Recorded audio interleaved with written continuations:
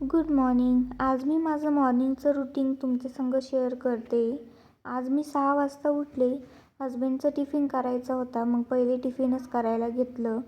पहिले पीठ मळून घेतलं. त्यानंतर आज शिमला करायची होती म्हणून शिमला कट केली. त्याच्यानंतर कांदे कट केले. त्याच्यानंतर भाजीला फोडणी द्यायला सुरुवात केली. पहिले कांदा, टॅमॅटो, जिरे, मोहरी टाकून घेतले. त्याच्यानंतर छान हलवून ती साईडच्या गॅसवर स्लोमध्ये ठेवून दिलेली आहे. त्याच्यानंतर चपात्या करायला घेतल्या. म्हटलं पीठ मळायचे तर लगेच चपात्याही करून घेऊ.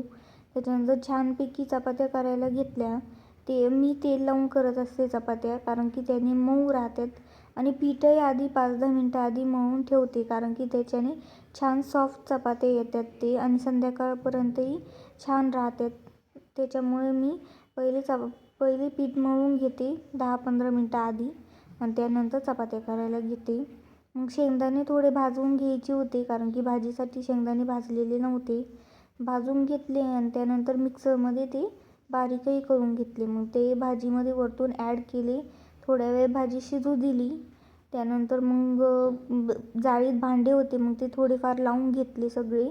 आणि टिफिन भरायचं होतं म्हणून टिफिनही बाहेर काढून ठेवला. त्यानंतर चहा ठेवायला घेतला.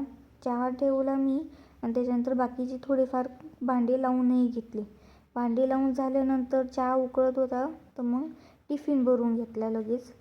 टिफिन भरून झाल्यानंतर चहाही झाला. चहा दिला. मग माझ्यासाठी मी ओव्याचं पाणी 2-3 दिवसापासून घेत आहे. मग ते मी माझ्यासाठी ओव्याचं पाणीसुद्धा गरम करून घेतलेलं होतं आणि एका साईडला ठेवून घेतलं. म्हटलं तोपर्यंत किचन आवरून घ्यावं. मला लगेच किचन आवरलं की छान वाटतं, म्हणून मग मी लगेच किचन आवरायला घेतलं. सगळे भांडे वगैरे घेतले रिकामे करून आणि घासायला घेतले. घासून झाल्यानंतर मग म्हटलं किचन वट्टा पण चांगला स्वच्छ धुवून घ्यावा. त्याच्यामुळं मग गॅस वगैरे सगळं धुवून घेतलं छानपैकी. आणि त्यानंतर म्हटलं झाडू मारायला घ्यावं. झाडू मारून झाल्यानंतर ओव्याचं पाणी घेतलं प्यायला.